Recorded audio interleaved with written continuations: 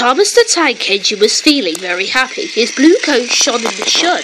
He was right on time, and all around his branch line the countryside seemed prettier than ever before.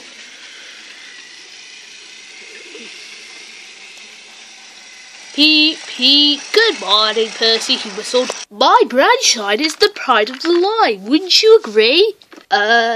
Yes, Thomas, of course, but what, Percy? Out with it!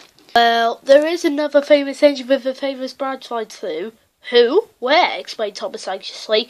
His name's Stepney. He's far away, but the Fat Controller says he may visit us. When? Oh, someday. And Percy hurried away.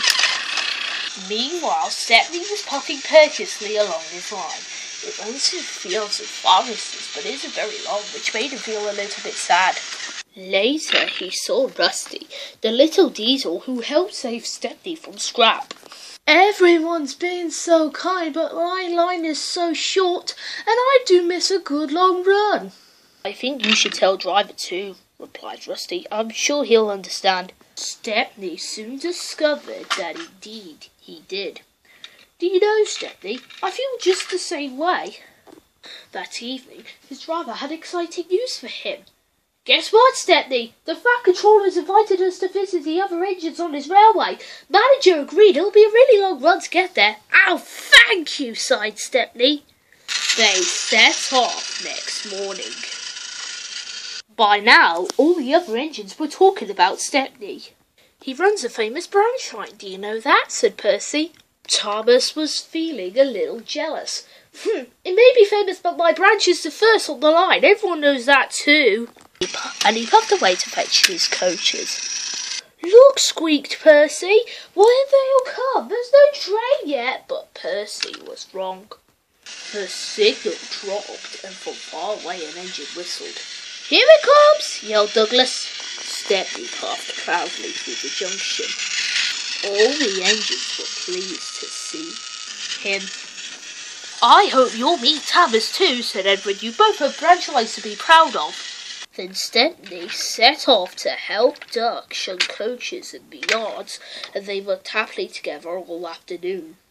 At last, Thomas arrived. Sorry, can't talk. It's time for my last branch line train. Mustn't be late. He was hardly out of sight when the engines heard shouting at the station. Moments later came the alarm. Stop all trains! The signalman answered the telephone. A special, is it? I see. Thomas was impatient. Why are we waiting? My passengers are being delayed. Sorry, Thomas, said his driver. We've been shunted to allow another train to pass. Soon they heard an unfamiliar puffing sound. There was Stepney with his headlamp swaying, whistle blowing.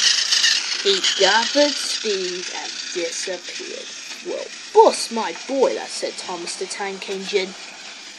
The next day, Thomas was still grumbling. Shunted, and on my own branch too. It's a disgrace. I'm sorry, said Stepney. I was a special. Why, an important passenger arrived just as you left. He ordered a special train and Duck let me take it. We had a splendid run, but, said Thomas kindly, it can make an engine nervous not to know the line. Exactly, said Stepney. You're such an expert. This made Thomas feel much better. He couldn't be cross anymore, and instead he began telling Stepney all about his branch line.